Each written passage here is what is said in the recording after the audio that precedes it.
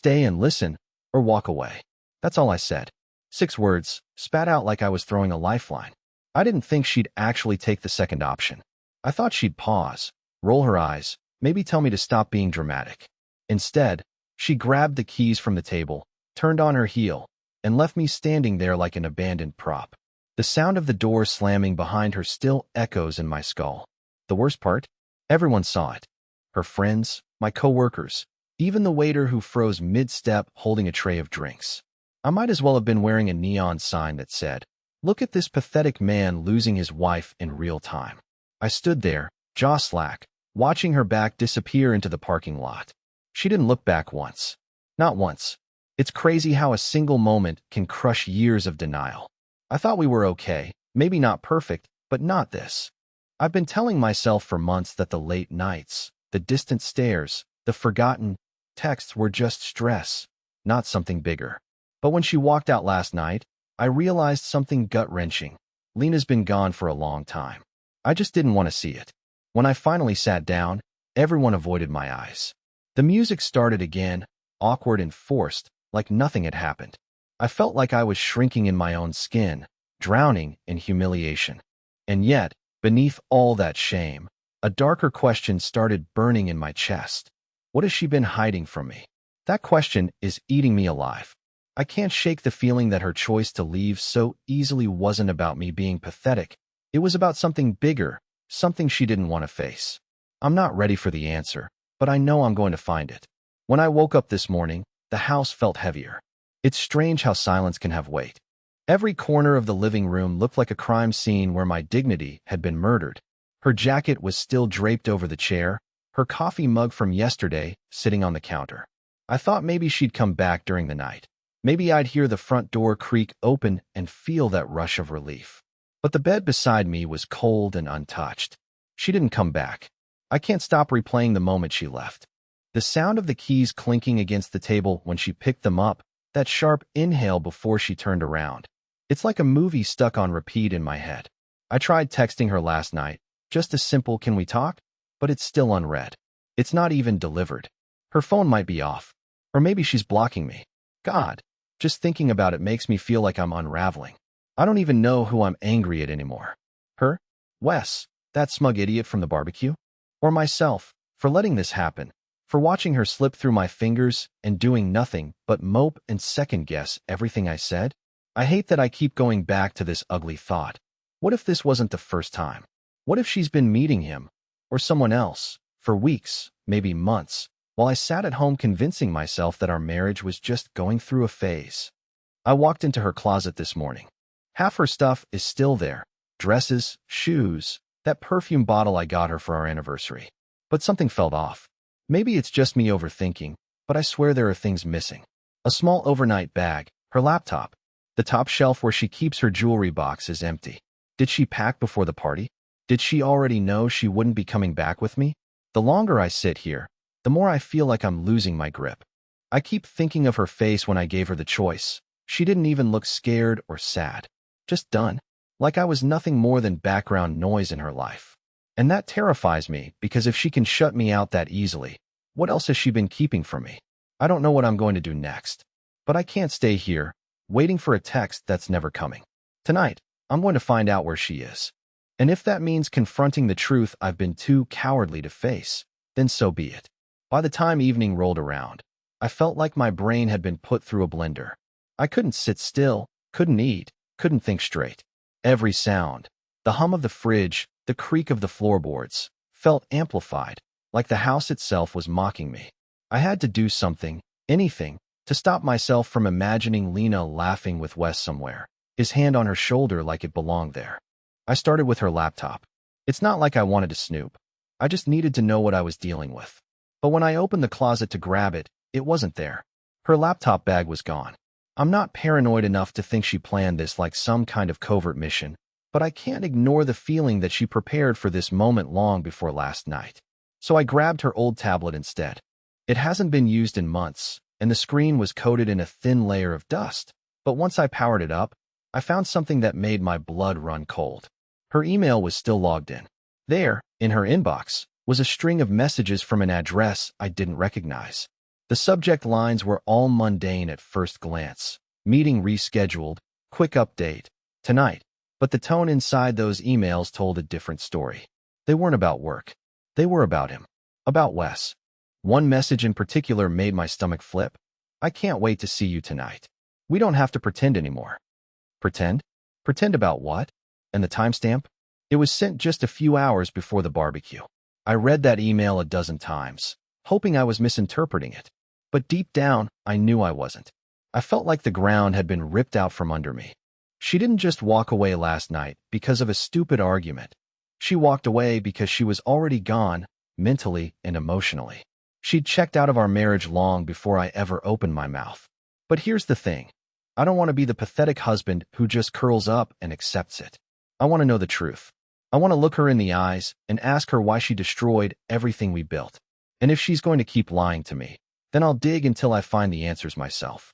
After reading those emails, I drove by Wes's apartment. I didn't even know what I'd do if I saw her car there. Confront them? Bang on the door like some crazy person? But when I pulled up to his building, her car wasn't there. In fact, I didn't see his car either. It was like they both vanished. And now, I'm sitting here, typing this with my hands shaking, because I just got a text from an unknown number. It only says, "Stop looking for her. You won't like what you find." The text burned a hole in my mind the moment I read it. Stop looking for her. You won't like what you find.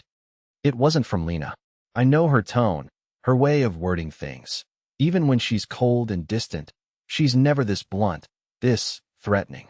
I stared at the screen for what felt like an hour, my thumb hovering over the reply button, but I couldn't bring myself to answer. What would I even say? Who are you? Where is my wife? Or maybe just why? No matter how I phrased it, I knew I wouldn't get the truth. People who send messages like that aren't looking to chat. They're looking to shut you down. Instead of replying, I did something I'm not proud of. I went into her phone records. I've never done that before. I always told myself we were better than that. That trust meant not needing to check. But when I pulled up the online account, there it was, an unfamiliar number she'd been texting constantly for weeks. Not Wes's number. Someone else. My chest tightened. Could it be worse than I imagined? Could there be more than one person? I hate how pathetic I sound even writing this, but I don't know what's real anymore. I called the number. No answer. I called again. Straight to voicemail. I didn't leave a message, because what would I say? Instead, I just sat there, my hand trembling, listening to my own pulse in my ears like a war drum. Then I realized something even more unsettling. Her car wasn't in the driveway anymore. It wasn't there when I came back from Wes's place last night, and it still isn't here now. Did she leave it somewhere? Is she with someone who picked her up? Every second I spend thinking about it, my mind twists darker. Maybe she's with that unknown number. Maybe this person knows me, knows her, and is watching me unravel for their own sick amusement. The idea of her being with someone else makes me feel physically sick, but the not knowing, the silence, is so much worse. By 11 p.m., I couldn't stand it anymore. I grabbed my keys and drove.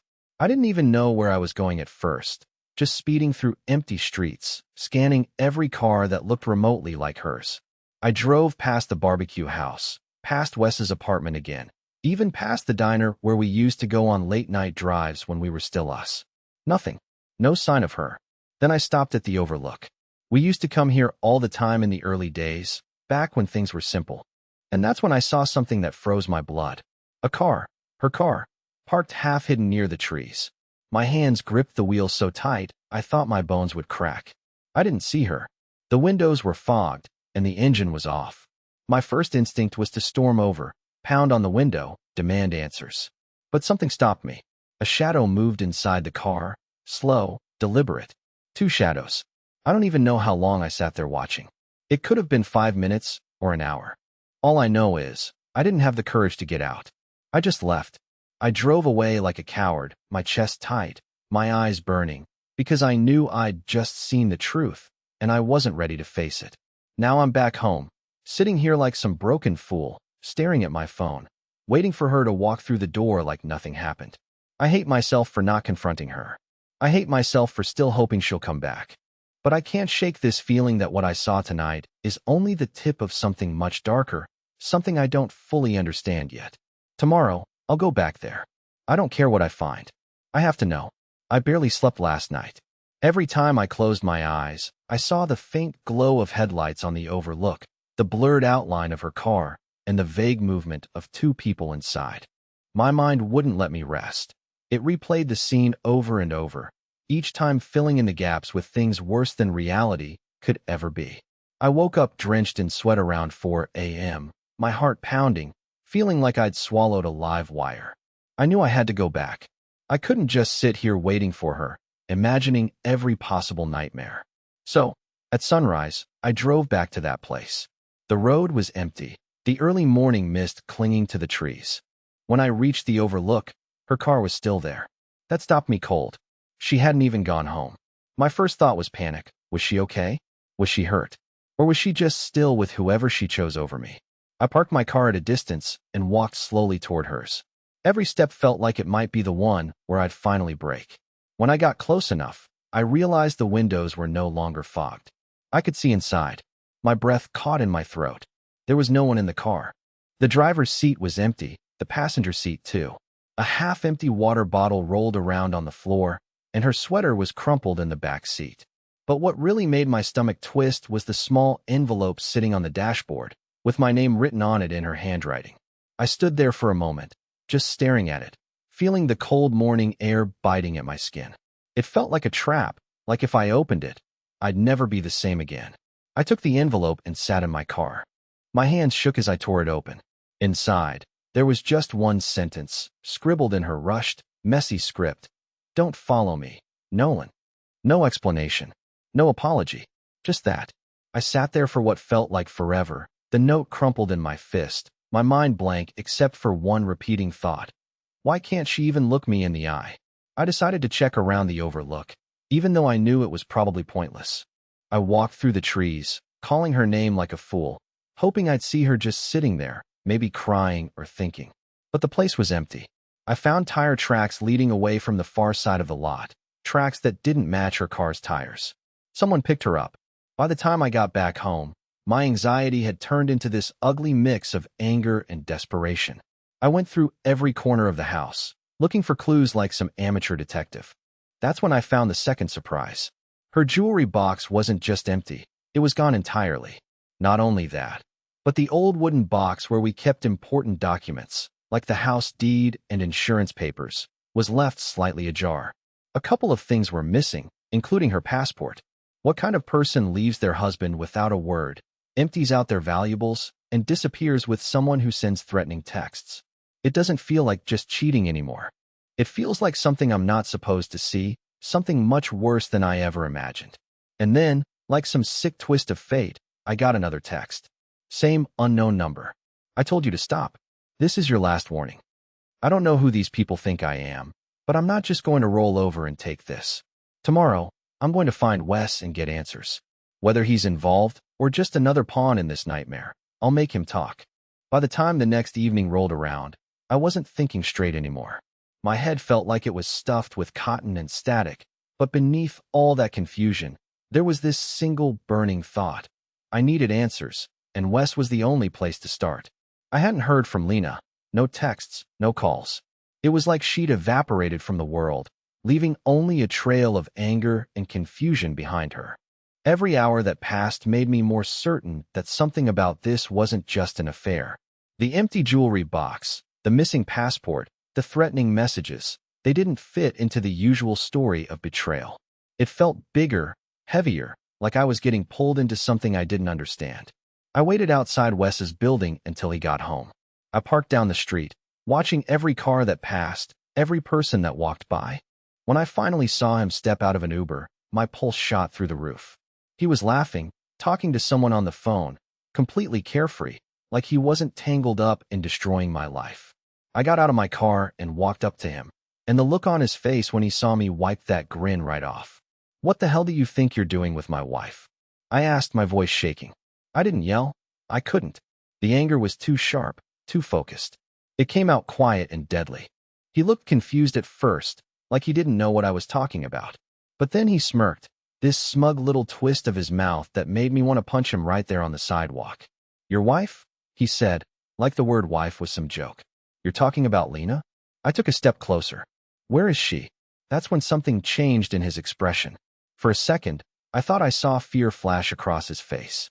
Not guilt, not shame, fear. He glanced around like we were being watched, then leaned in. You don't get it, man. You should just let her go. Those words nearly broke me. Let her go? Like she was some stray he'd just claimed? I grabbed his shirt, pulling him closer. Tell me where she is, Wes. Now. He shoved me back, hard, and for a moment I thought we were about to throw punches. But then he sighed, rubbing his face like this whole thing was exhausting him. Look, I don't know where she is right now. I haven't seen her since last night. But if you're smart, you'll stop looking. It's not just about you and her anymore. What does that even mean? I demanded, but he just shook his head. Before I could press him, a car pulled up to the curb. A dark sedan, tinted windows. Wes froze like a deer in headlights. The back window rolled down just enough for someone inside to see us, though I couldn't make out a face. Wes's voice dropped to a whisper. You need to go? If they see you with me, you'll regret it. Then he walked toward the car like he'd been summoned.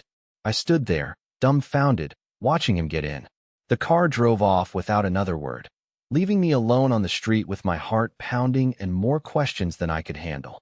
On the drive home, I couldn't shake the feeling that I'd just brushed up against something I shouldn't have. Lena's disappearance wasn't about love or betrayal anymore. It felt like a storm that had been building behind closed doors for months, and I'd been too blind to see it. I don't know what Wes meant by, it's not just about you and her anymore.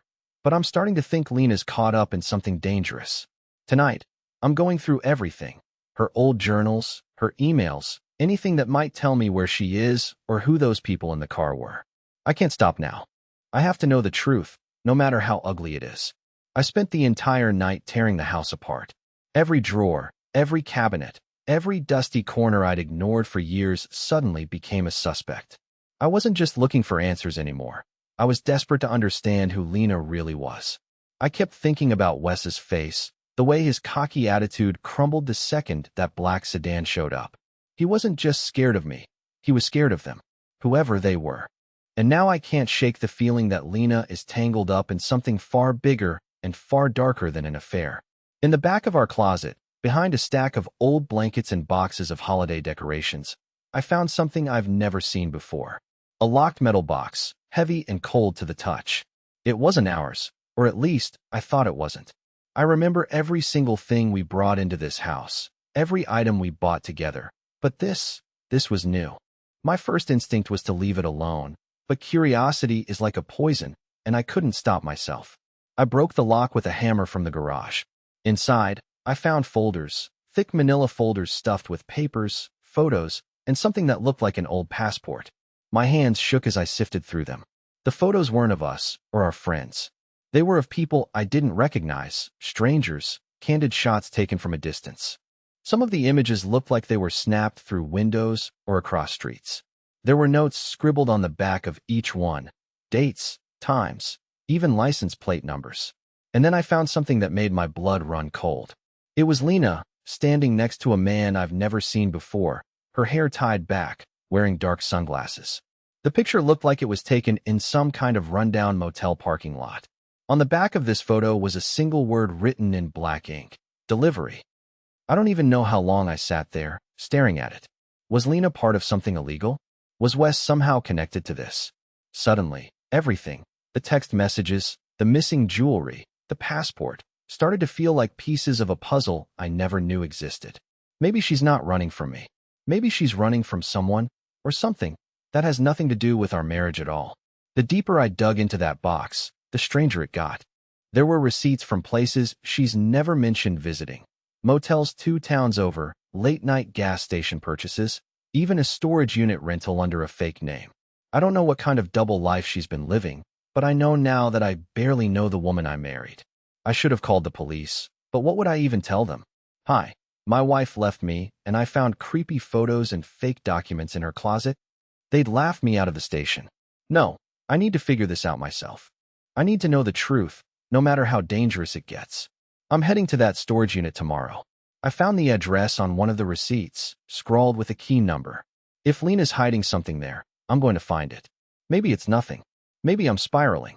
But every instinct I have is screaming that I'm standing at the edge of something I won't be able to walk back from once I see it.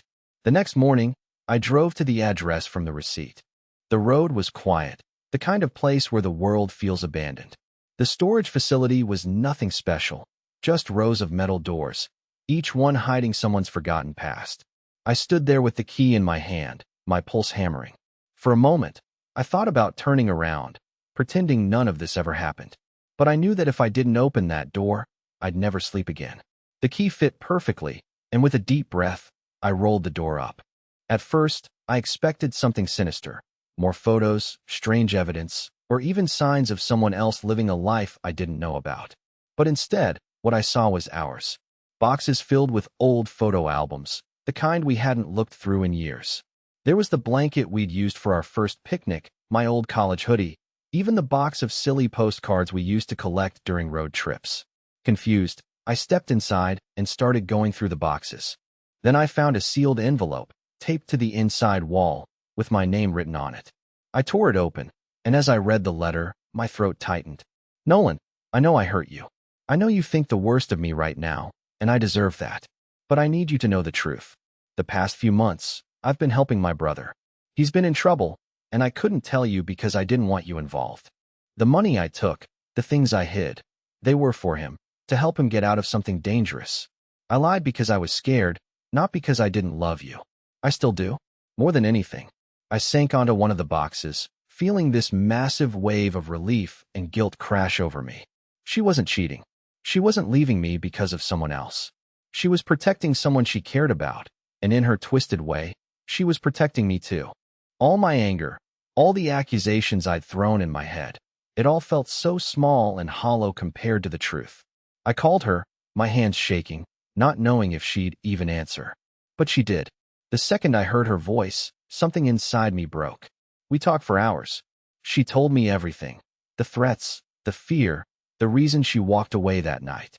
And I listened, really listened, for the first time in months. By the time I drove back home, she was waiting on the porch. We didn't even speak at first. We just hugged, clinging to each other like we'd both been drowning and finally found solid ground.